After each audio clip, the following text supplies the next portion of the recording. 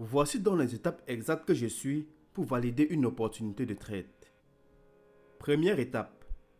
Identifier un niveau de support ou de résistance majeure. Deuxième étape. Rechercher des patterns de price action. Ce qui signifie qu'une fois que le prix atteint le niveau de support ou de résistance majeure, nous devons rechercher des patterns de price action spécifiques avant même d'envisager un trade. Troisième étape. Le time frame confluence. Si les deux étapes précédentes sont validées, c'est-à-dire que nous avons un bon price action à un niveau de support ou de résistance majeure, alors nous recherchons une confluence des time frames. En d'autres termes, nous voulons que tous les time frames nous indiquent la même direction. Et enfin, quatrième étape, la confirmation intraday et la prise de position. Nous ne parvenons à cette étape que si les étapes 1, 2 et 3 ont été validées. La confirmation intraday nous permet de confirmer notre tendance en cours, mais aussi de rechercher une entrée précise. Pour rappel, voici deux points essentiels que je recherche lorsque je veux identifier des niveaux de support ou de résistance majeure. Une zone où le prix s'est retourné considérablement. Et aussi, la zone doit être évidente. C'est-à-dire que le niveau doit vous sauter aux yeux. Et la raison est très simple. Plus il y a des traders qui peuvent identifier le niveau, plus il y a de chances que des traders prennent des positions. C'est-à-dire qu'ils achètent et vendent à ce niveau. Ce qui provoque la formation de patterns de price action. Ceci est très important. Les acheteurs et les vendeurs prenant des positions à un niveau majeur sont à l'origine de la formation de patterns de price action. Si les acheteurs et les vendeurs ne prennent pas de position, le prix va simplement franchir le niveau, le rendant ainsi invalide. Dans cet exemple, nous allons passer en revue chaque étape. Voici le graphique du dollar américain contre le yen japonais. Et encore une fois, nous commençons sur le time frame hebdomadaire. Nous avons un plus bas évident ici. Nous traçons donc un niveau. Nous avons eu deux rejets ici. Nous traçons donc un autre niveau. À titre de rappel, il existe d'autres niveaux mineurs entre les deux. Mais dans cette vidéo, nous allons nous concentrer uniquement sur les niveaux majeurs. Je vais maintenant vous montrer une opportunité de trade qui s'est récemment présentée sur cette paire de devises. Si vous regardez en haut, vous pouvez voir ces trois points où le prix a touché cette zone et s'est retourné de manière considérable. Nous traçons donc ce niveau de résistance majeure. C'est maintenant que nous passons à la deuxième étape, qui consiste à rechercher du price action une fois que le prix reviendra au niveau de cette résistance majeure. Comme vous pouvez le voir, lorsque le prix est revenu à ce niveau, nous avons eu un rejet de ce niveau grâce à une bougie avec une longue mèche, qui est également l'un de mes patterns préférés en termes de price action. Lorsque vous voyez des mèches à un niveau majeur comme celui-ci, c'est le signe que le prix est effectivement en train de réagir au niveau en question. Lorsque le trader débutant identifie ce niveau majeur, ensuite, voit cette magnifique bougie avec une longue mèche rejetant le niveau majeur, il se lance immédiatement dans un trade short. Et c'est là que se situe le problème. Sauter dans un trade short comme celui-ci serait deviner, puisque vous supposez que le prix va se retourner à partir de ce niveau juste à cause d'un chandelier. N'oubliez pas aussi que vous allez à contre-tendance, ce qui signifie que vous allez à l'encontre de la forte tendance haussière en cours. Alors, prendre une position short parce que vous avez un excellent chandelier à un niveau de résistance majeure serait deviner. Et le trading n'est pas un jeu de hasard. C'est pourquoi nous voulons toujours une confirmation. Ce qui nous amène donc à la troisième étape qui est le time frame confluence, c'est-à-dire avoir le même biais directionnel sur tous les time frames, qu'ils soient haussiers ou baissiers. Avant de passer à la troisième étape, passons rapidement en revue ces étapes une fois de plus pour que tout soit bien clair. Dans la première étape, nous avons identifié ce niveau majeur de résistance ici grâce à ces trois rejets. Dans la deuxième étape, lorsque le prix est revenu à ce niveau de résistance majeure, nous voulions voir un certain pattern de price action se former. Le price action peut se présenter sous de nombreuses formes, mais dans ce cas, le pattern de price action que nous avons obtenu est cette bougie avec une longue mèche qui montre une réaction à ce niveau de résistance. Ce point est très important. Cette réaction au niveau de la résistance majeure nous donne un biais baissier, mais un biais baissier non confirmé. Et la seule façon de confirmer notre biais baissier est de passer à la troisième étape, à savoir le time frame confluence. Ce qui signifie que nous devons passer au time frame journalier pour également rechercher un price action baissier pour confirmer le price action baissier du time frame hebdomadaire. Passons donc au time frame journalier. Ici sur le time frame journalier, nous devons à nouveau rechercher une forme de price action baissier pour confirmer le price action baissier du time frame hebdomadaire.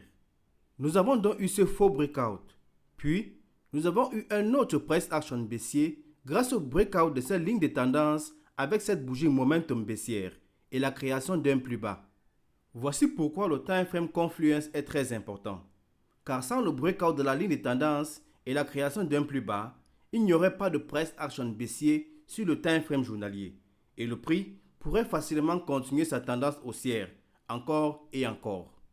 Donc encore une fois pour être clair, après avoir vu la bougie avec la longue mèche rejetant la résistance sur le graphique hebdomadaire, nous avons cherché un price action baissier sur le graphique journalier pour confirmer le graphique hebdomadaire. Ce que nous avons obtenu grâce au faux breakout, au breakout de la ligne de tendance et la création d'un plus bas. Encore une fois, pas de devinette.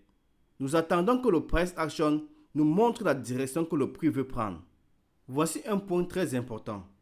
Le fait de ne pas savoir comment utiliser plusieurs time frames est l'une des principales raisons pour lesquelles la plupart des traders ne réussissent pas à atteindre leurs objectifs, car ils ne connaissent pas la véritable direction du marché, étant donné qu'il y a des tendances à l'intérieur des tendances.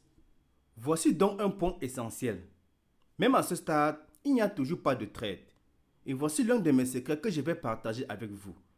Ce sera également la quatrième étape de cette formule, qui consiste à utiliser les time frames intraday, plus précisément le time frame 4 heures, pour la confirmation et la prise de position. La raison pour laquelle j'utilise le time frame 4 heures est que je veux visualiser encore plus clairement le price action baissier pour confirmer le retournement. Car le time frame journalier est toujours assez grand et ne nous donne pas assez d'informations. Passons donc au time frame 4 heures. Je suis sûr que vous avez déjà vu plusieurs graphiques dans votre vie et que vous savez à quoi ressemblent les tendances haussières et baissières. Dans une tendance haussière, le prix ressemble à ceci. Vous avez une impulsion, un pullback. Une impulsion, un pullback. Une impulsion, un pullback. Une impulsion et ainsi de suite. Remarquez que les creux sont toujours plus hauts que les creux précédents, ce qui signifie que dans une tendance haussière, le prix réalise des creux toujours plus hauts. Il en va de même pour les sommets. Les sommets d'une tendance haussière sont toujours plus hauts que les sommets précédents, ce qui signifie que dans une tendance haussière, le prix réalise des sommets toujours plus hauts. Alors, comment savoir s'il y a un changement de tendance? Eh bien, le prix réalisera soit un sommet plus bas que le précédent, soit un creux plus bas que le précédent, ce qui indique la perte de momentum et le début d'un changement de tendance. C'est un concept de price action simple mais puissant que j'utilise tous les jours dans mon trading. Pourtant, la plupart des traders ne parviennent pas à l'utiliser correctement. Revenons donc à la quatrième étape de notre stratégie. Voici la même tendance haussière que nous avons analysée sur le graphique journalier. Remarquez qu'ici sur le time frame 4 heures, nous avons beaucoup plus de détails et de données en ce qui concerne cette tendance haussière. Nous devons donc trouver un price action baissier sur le time frame 4 heures pour confirmer le price action baissier du time frame journalier et du time frame hebdomadaire. Comme vous pouvez le voir, dans une tendance haussière, le prix réalise des sommets et des creux toujours plus hauts. Notre premier signal d'un possible changement de tendance est ce sommet, plus bas que le précédent sommet, suivi d'un creux identique au précédent creux et d'un autre sommet plus bas que le précédent. Et pour les traders plus expérimentés, nous avons également la figure tête et épaule, avec la ligne de cours située juste ici. Cependant, même à ce stade, il n'y a toujours pas de trade. Le price action décisif, qui confirme tous les time frames, est cette bougie momentum baissière qui casse la ligne de coup de la figure tête-épaule, casse cette ligne de tendance long terme et réalise un nouveau plus bas. Et c'est là que vous entrez en position. Reprenons une fois de plus. Dans une tendance haussière, nous avons une impulsion, un pullback. Une impulsion, un pullback. Une impulsion, un pullback. Une impulsion, un pullback. Une impulsion, un pullback. Une impulsion, un pullback. Une impulsion, un pullback. Et là, nous avons un sommet plus bas que le précédent sommet. Un autre sommet plus bas que le précédent. Et enfin, un creux plus bas que le précédent, qui casse la ligne de tendance avec une bougie momentum baissière. Récapitulons tout cela depuis le début, parce que je veux vraiment que vous assimiliez correctement ce concept. Première étape, nous avons identifié un niveau de résistance majeur sur le graphique hebdomadaire. Deuxième étape, le prix est revenu à ce niveau. Nous avons obtenu une bougie rejetant la résistance majeure, ce qui est un excellent pattern de price action. Ceci nous donne un biais baissier mais non confirmé. Nous avions donc besoin de confirmer notre biais en utilisant le time frame confluence. Nous sommes donc passés au graphique journalier.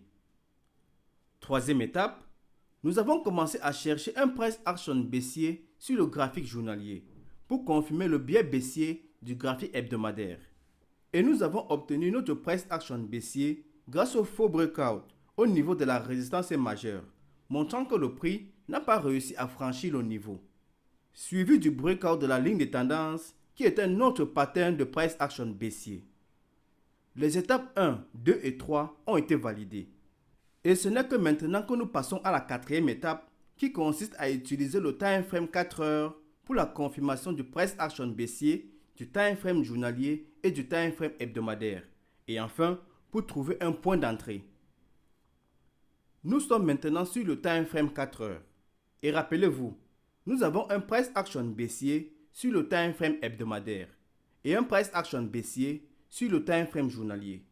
Et nous devons également chercher un price action baissier sur le time frame 4 heures comme confirmation.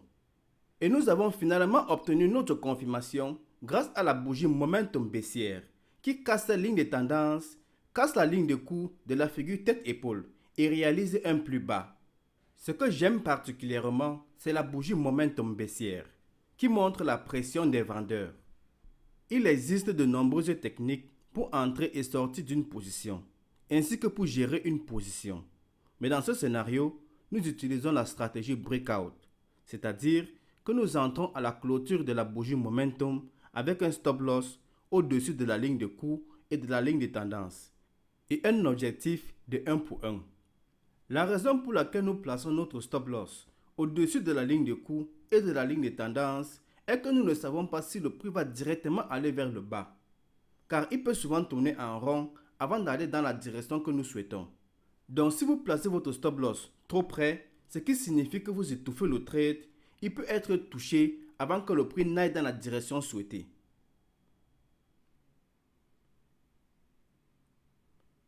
Voici le graphique de la livre sterling contre le dollar néo-zélandais. Je vais à nouveau vous montrer pourquoi l'utilisation du time frame confluence et du time frame intraday est si important pour mieux visualiser la tendance en cours. Vous regardez donc à gauche et vous remarquez que le prix est monté, a touché cette zone et s'est retourné de manière considérable. Vous tracez donc un niveau de résistance. Le prix franchit le niveau et fait un pullback. Le trader moyen repère ces bougies avec de longues mèches, rejetant ce niveau de support et pense qu'il s'agit d'un excellent point d'entrée pour un trade long. Vous avez une perte de momentum grâce à la diminution de la taille des bougies lorsque le prix s'approche de ce nouveau support.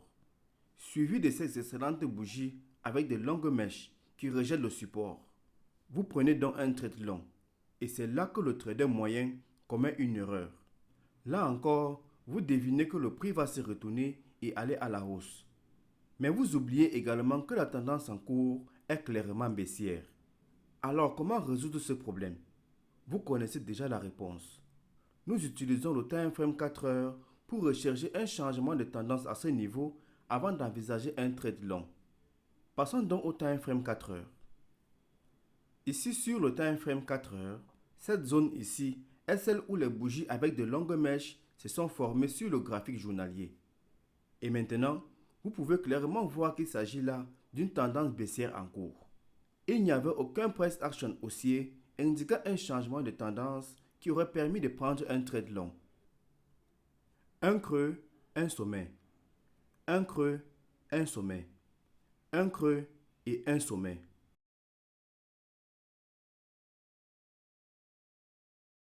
C'est clairement une tendance baissière. Il n'y a aucun price action qui indique un changement de tendance ici sur le time frame 4 heures. Pour envisager un trade long en nous appuyant sur les bougies journalières, nous voudrions voir un changement de la tendance en cours avec un price action haussier ici sur le time frame 4 heures afin de confirmer le biais haussier du graphique journalier. Nous aurions besoin d'un sommet plus haut que le précédent sommet, puis d'un creux plus haut que le précédent creux et enfin, utiliser la stratégie breakout pour entrer sur le marché, car le time frame 4 heures sera alors haussier, ce qui confirmera le price action haussier journalier. Faisons un autre exemple en utilisant le même concept sur une autre paire. Voici le graphique de la livre sterling contre le dollar canadien. Nous avons d'abord notre plus haut ici.